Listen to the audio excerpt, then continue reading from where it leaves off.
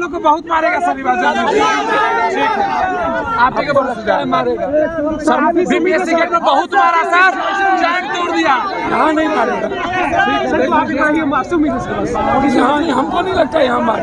बाहर प्रशासन बुला के रखे हुए हैं, बाहर प्रशासन बुला के रखे हुए हैं। एसडीएम पटना सदर का गाड़ी लगा हुआ है।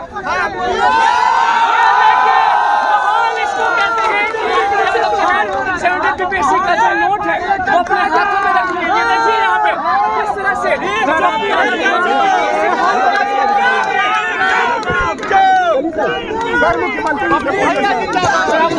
एसडीएम पटना सदर का गाड़ी लगा हुआ था। 2-3 घंटे में मारे। एक बार बस आप देख लीजिएगा, रुकना नहीं, बस रात में देख लीजिएगा मारे में। आपके संघर्ष को, आपकी भावनाओं को, आपके नियत को, आपके एकता को, आपकी आवाज को और आपके क्रांतिकारी निर्णय को मैं बहुत बधाई देता हूँ। आप सबको प्रणाम करता हूँ। मैं 4-5 बात कहना चाहूँगा। देखिए, मेरा सवाल क्या होता है, एक बात सुनिएगा तब। एक बात सुनिए, चारों ओर देखते रहिए, बोलते रहिए।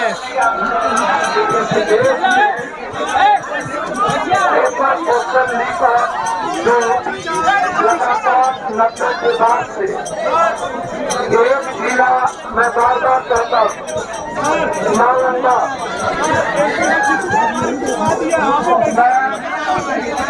सवाल एक एग्जाम चाहिए, मध्य प्रदेश के तट पर एक बड़ी लड़ाई हो, पूरा एग्जामिनेशन कैंसिल हो जाए। लेकिन यह एक सेंटीमेंट है, आपका जज्बात है।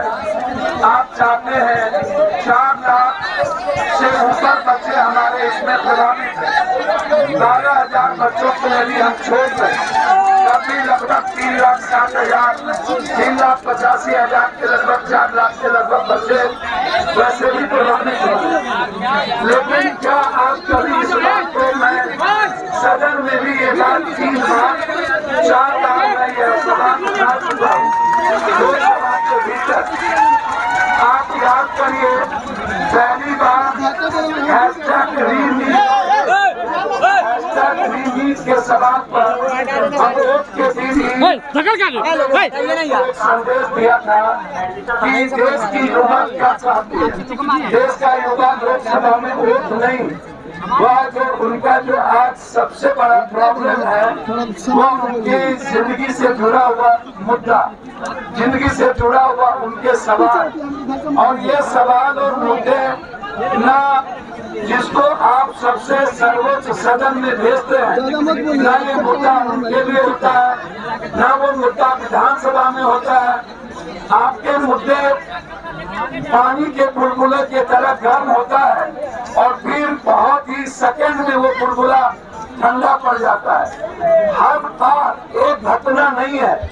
और मैं बार बार कहता हूँ कि पेपर क्वेश्चन लीक आउट तब बंद होगा।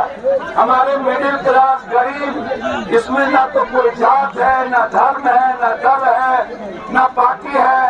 ये यूथ है, हर परिवार का बच्चा है, हर परिवार का वो यूथ है जिससे यह देश और दुनिया एक सपना देखता है, एक ट्रस्ट है, उसके प्रति विश्वास है, एक उम्मीद है। और उस यूथ को एक आशा है अपनी लाइफ के लिए।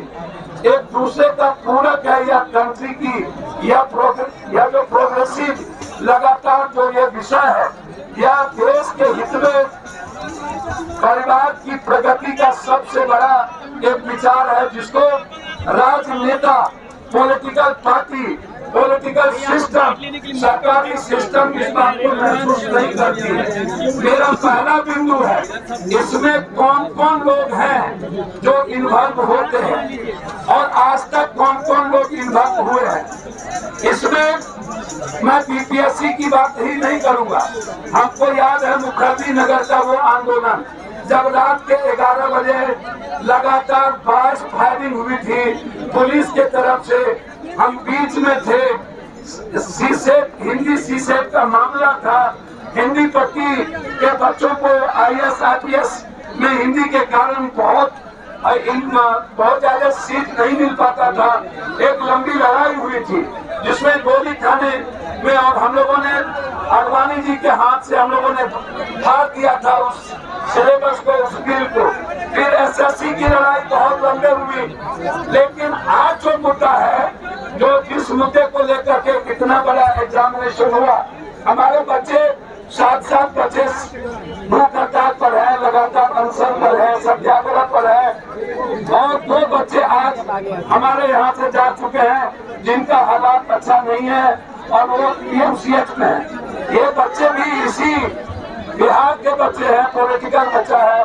हम जब सोशल मीडिया खोलते हैं तो आप लोग उसमें सबसे पहले लिखते हैं डिमोसाइड, आप लोग लिखते हैं डिमोसाइड, डोमिसाइड का मुद्दा आप लिखते हैं। सबसे पहला मैं आपको वही देखता हूँ। दूसरा मुद्दा लिखते हैं एग्जामिनेशन, री एग्जामिनेशन, और इसी एग्जामिनेशन का मात्र जिक्र है, और पेपर का जितना रिकॉर्ड होता है उस पर आप फिर दोबारा चर्चा नहीं करते हैं। लेकिन अभी जो बात सामने आई है, या जितना मैं जानता हूँ, जो पेपर दिया गया, जो क्वेश्चन दिया गया, ये इतना सरल क्वेश्चन जो दिया गया, जिस वो कहाँ से किस परिस्थितियों में दिया गया। एक तो ये सवाल है, ये कई बार ये मुद्दा उठता है कि आखिर ये सजेस्ट कौन करता है, ये प्रैक्टिस किसका है, और ये प्रैक्टिस से कहाँ से क्वेश्चन आता है, और कौन इस प्रैक्टिस के द्वारा बेनिफिशरीज है। अब इस पर तो बात होती नहीं है, इस पर बेनिफिशरीज कौन है, किसका प्रैक्टिस था, कौन प्रैक्टिस। दूसरा मुद्दा ये है कि आप नॉर्मलाइजेशन की बात करते हैं। नॉर्मलाइजेशन में सरकार ने कह दी कि नॉर्मलाइजेशन का कोई बात नहीं है। जब कोई बात नहीं थी तो फिर जब एग्जामिनेशन कंडक्ट हुआ तो हम ये सरकार से जानना चाहेंगे कि एग्जामिनेशन कंडक्ट के बाद 2 तरह के क्वेश्चन कहाँ से आए, और वो 2 तरह के क्वेश्चन। दूसरा, यदि आप हार्ड क्वेश्चन को लाएंगे, हार्ड क्वेश्चन करेंगे तो प्रभावित होगा कौन, जो बच्चा आज नहीं आ पाया है। और यदि जनरल को जो क्वेश्चन था और उसी क्वेश्चन को छोड़ देंगे, वो प्रभावित होगा जो आ गया है।